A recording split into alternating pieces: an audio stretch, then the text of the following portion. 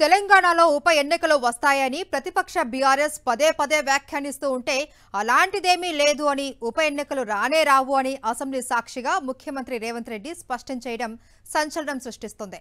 సభ్యులు ఎవరూ ఆందోళన చెందవద్దు అని, ఎమ్మెల్యేలు పార్టీ మారినప్పుడు గతంలో రాని ఎన్నికలు ఇప్పుడు ఎలా వస్తాయని ఆయన వ్యాఖ్యానించడం చర్చనీయాంశంగా మారింది. అంబేద్కర్ రాసిన రాజ్యాంగం ప్రకారమే అంతా నడుస్తోంది అని, గతంలో బీఆర్ఎస్ పాలనలో రాని ఉప ఎన్నికలు ఇప్పుడు ఎందుకు వస్తాయని రేవంత్ ప్రశ్నిస్తున్నారు.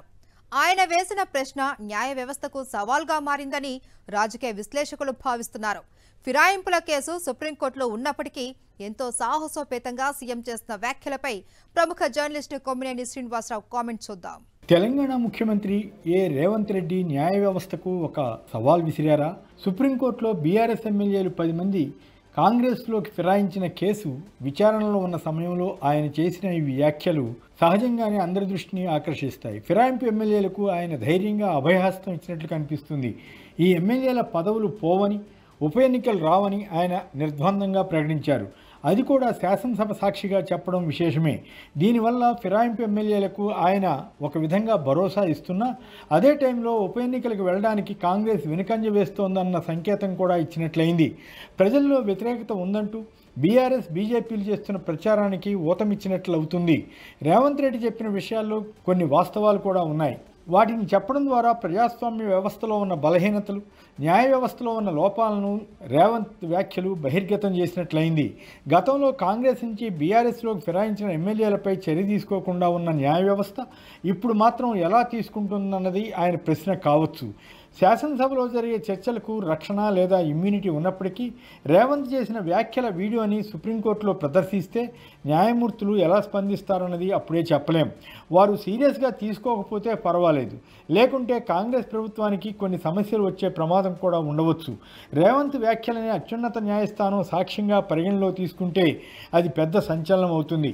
బీఆర్ఎస్ అధినేత, గత ముఖ్యమంత్రి కేసీఆర్ అప్పట్లో ఫిరాయింపులను ప్రోత్సహించిన మాట నిజం.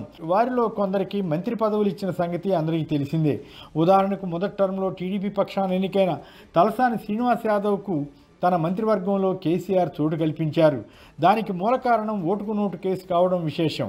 తొలి ఎన్నికల్లో టీఆర్ఎస్కు 63 సీట్లే ఉండేవి. ఆ క్రమంలో తమకు రాజకీయంగా పొంచి ఉన్న ప్రమాదాన్ని గమనంలో తీసుకుని ఇతర పార్టీల ఎమ్మెల్యేలను కేసీఆర్ వరుసగా ఆకర్షించారు. అప్పట్లో టీడీపీ పక్షాన రేవంత్ కానీ, ఇతరత్రా మరికొందరు కానీ హైకోర్టుకు వెళ్లారు. అయినా పెద్ద ఫలితం రాలేదు. రెండో టర్మ్లో కూడా కేసీఆర్ ఇలాగే 12 మంది కాంగ్రెస్ ఎమ్మెల్యేలను బీఆర్ఎస్లోకి తీసుకొచ్చారు. ఫలితంగా కాంగ్రెస్కు ప్రధాన ప్రతిపక్ష హోదా కూడా పోయింది. కాంగ్రెస్ నుంచి వచ్చిన వారిలో సబితా ఇంద్రారెడ్డికి మంత్రి పదవి కూడా దక్కింది. శాసనసభా పక్షాల విలీనం పేరుతో కథ నడిపారు. మొత్తం ఎమ్మెల్యేలు ఒకేసారి పార్టీ మారకపోయినా స్పీకర్లు అధికార పార్టీ వారే కనుక ఇబ్బంది లేకుండా సాగిపోయింది. 2014 టర్మ్లో ఏపీలో సైతం ముఖ్యమంత్రిగా ఉన్న చంద్రబాబు నాయుడు 23 మంది వైసీపీ ఎమ్మెల్యేలను టీడీపీలో చేర్చుకోవడమే కాకుండా వారిలో 4 మంత్రి పదవులు ఇచ్చారు. అయినా వారెవరిపై స్పీకర్ అనర్హత వేటు వేయలేదు. ఈ నేపథ్యంలో ఈ ఫిరాయింపులపై ఫిర్యాదులు అందినా అసెంబ్లీ గడువు ముగిసే టైంకి కూడా న్యాయస్థానాలు తేల్చలేదు. నిజానికి న్యాయ వ్యవస్థ ఈ ఫిరాయింపుల మూలానికి వెళ్ళి ఉంటే బాగుండేది. అలా చేయకపోవడంతో ఆయా రాష్ట్రాల్లో ఇది ఒక అంతులేని కథగా మారింది. గతంలో కేసీఆర్ జమానాలో జరిగిన దానికి ఇప్పుడు రేవంత్ హయాంలో జరిగిన ఫిరాయింపులకు తేడా ఉంది. ఆనాడు సామూహిక ఫిరాయింపులు అన్నట్లుగా బీఆర్ఎస్ చూపింది. కానీ ఇప్పుడు ఆ పరిస్థితి లేకపోవడం కాంగ్రెస్కు బలహీన పాయింట్ కావచ్చు. తెలంగాణ శాసనసభ స్పీకర్కు నోటీస్ ఇచ్చి ఏడాది అయిపోయినా దానికి సమాధానం ఇవ్వకపోవడంపై సుప్రీంకోర్టు అసంతృప్తి వ్యక్తం చేసింది. స్టేషన్ గన్పూర్ మాజీ ఎమ్మెల్యే బీఆర్ఎస్ నేత టి రాజయ్య ఏకంగా ఎన్నికల ప్రచారమే ఆరంభించారట. దాంతో రేవంత్ అసెంబ్లీలో ఫిరాయింపు ఎమ్మెల్యేలకు ధైర్యం చెప్పడానికి వ్యాఖ్యలు చేసినట్లు కనిపిస్తుంది. గతంలో రాని ఉప ఎన్నికలు ఇప్పుడు ఎలా వస్తాయని అడిగారు. ఈ ఎమ్మెల్యేలు తాము పార్టీ మారలేదని అంటున్నారని కూడా రేవంత్ చెప్పారు. కానీ కొందరు పార్టీ మారినట్లు ఆధారాలు స్పష్టంగా కనిపిస్తాయి. ఉదాహరణకు ఖైరతాబాద్ ఎమ్మెల్యే దానం నాగేందర్ పార్లమెంట్ ఎన్నికల్లో కాంగ్రెస్ అభ్యర్థిగా పోటీ చేశారు. స్టేషన్ గన్పూర్ ఎమ్మెల్యే కడిమి శ్రీహరి కుమార్తె కావ్య వరంగల్లో కాంగ్రెస్ పక్షాన పోటీ చేసినప్పుడు ఆయన ఎన్నికల ప్రచారంలో పాల్గొన్నారు. అయితే పటాన్చెరు ఎమ్మెల్యే గూడెం మహిపాల్ రెడ్డి, గద్వాల ఎమ్మెల్యే బండ్ల కృష్ణమోహన్ రెడ్డి వంటి వారు తాము పార్టీ మారలేదని చెబుతున్నారు. అభివృద్ధి పనుల కోసం సీఎంను కలిసి వచ్చామని కాంగ్రెస్లో చేరిన వాళ్ళు అంటున్నారని కూడా రేవంత్ తెలిపారు. ఫిరాయింపుల విషయంలో గతంలో ఏ సీఎం కూడా ఇంత నేరుగా అసెంబ్లీలో ఈ విషయాలు మాట్లాడలేదు. బీఆర్ఎస్ చేసిన పనే తాము చేశామని, అప్పుడు లేని కొత్త నిబంధనలు ఇప్పుడు వస్తాయా అని ఆయన ప్రశ్నించారు. ఇప్పుడు న్యాయ వ్యవస్థ ఈ సవాల్ను ఎలా ఎదుర్కొంటుందన్నది చర్చనీయాంశం.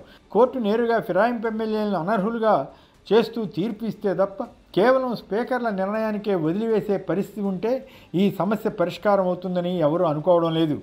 పూర్వం నుంచి ఈ ఫిరాయింపుల సమస్య ఉంది.